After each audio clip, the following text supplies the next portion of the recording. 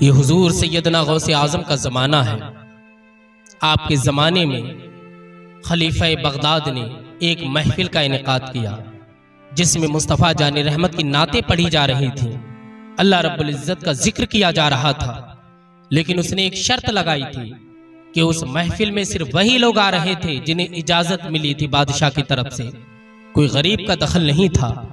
बड़े बड़े रऊसा मालदार अफसरान थे उस जलसे में, गरीब नहीं थे। अल्लाहु अकबर। तो एक औरत और उसकी बेटी उस दरबार में आई और अंदर जाने के लिए उन्होंने कदम बढ़ाया। इतने में जो चौकीदार था उसने रोका और कहा, तुम्हारे पास है अंदर जाने का कोई तुम्हारे पास सबूत है? हमें दिखाओ अगर पास है। तो बेटी बोली कि नबी के जिक्र के लिए पास की क्या जरूरत है? जहां नबी का जिक्र होता है मुस्तफ़ा के आशिक और उम्मती वहां पहुंच जाते हैं। कहा नहीं जा सकते हो, वापस चले जाओ। तो लड़की ने एक बार और इसरार किया। फिर उसकी माँ भी बोली कि आप हमें जाने दीजिए, हमें मुस्तफ़ा का जिक्र सुनना है। तो उस जालिम ने उस औरत के पेट पर लात मार दी। अल्लाहु अकबर। जब औरत की लात लगती है तो वो अलग गिर जाती है। बेटी ने कहा, अम्मी जान आप परेशान मत होइए, नबी हमारे भी हैं और नबी अमीरों के भी हैं। अरे वो तो गरीबों की झोपड़ियों में भी आते हैं और अमीरों के महलों में भी आते हैं। महल में बाद में जाते हैं, पहले गरीब उम्मती के घर आते हैं। अल्लाहु अकबर। ये शान है मुस्तफ़ा जाने रहमत की। और मेरे नबी ने फरमाया कि मेरा जो इस्लाम है वो गरीबों से चला है और गरीबों पर ही ख़त्म हो जाएगा। सरकार ने गुरबत को पसंद फरमाया।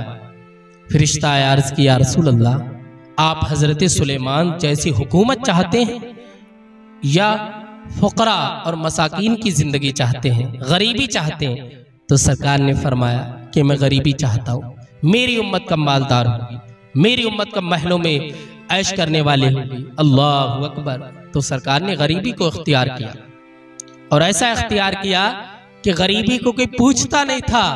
आज जो गरीब होता है उसे कहा जाता है कि सरकार इससे सबसे ज्यादा मोहब्बत करते हैं। तो बेटी ने कहा, अम्मी जान आप घर चलिए। बेटी ने अपने ही घर में एक जगह साफ की और साफ करने के बाद उसने अम्मी से कहा, अम्मी अब हम नबी का जिक्र कहेंगे, तुम सुभान अल्लाह कहना। हम लोग ऐसी अपनी महफिल सजा लेंगे। ये कोई अमीरों की महफिल नहीं, गरीबों की है। लेकिन अल्लाह पाक हमें इसका अजर अता फरमाया। उन्होंने अपने ही घर में महफिल की। कभी माँ पढ़ रही है, बेटी सुभान अल्लाह कह रही, कभी बेटी पढ़ रही तो माँ सुभान अल्लाह कह रही है। इतने में जब रात का पिछला पहर आया, जिक्र करते करते, तो वो पानी लेने के लिए नल पर अपने आई।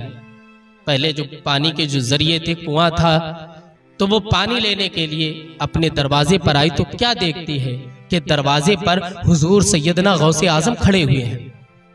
जब उसने गौसे आजम को देखा, कहा, अम्मी जान तशरीफ लेकर के आइए, हमारे दरवाजे पर गौसे आजम हैं और सिर्फ है नहीं बल्कि हमारी दहलीज को चूम रहे हैं।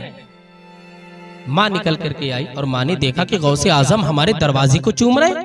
कहा, आप क्यों चूम रहे? तो गौसे आजम ने फरमाया कि मैं दहलीज को नहीं चूम रहा, उस दहलीज को चूम रहा हूँ जिस दहलीज से मुस्तफ़ा जाने रहमत अभी गुजर करके तुम्हारी महफिल में गए हैं। मुस्तफ़ा तुम्हारा जिक्र सुन रहे हैं और उसी जिक्र की बरकत से मैं भी तुम्हारे घर आ गया हूँ। ये हुजूर सैयदना गौसे आजम की करामत है कि आप अपने घर में जलवा फरमा थे, लेकिन मुस्तफ़ा जाने रहमत उस गरीब औरत के घर में तशरीफ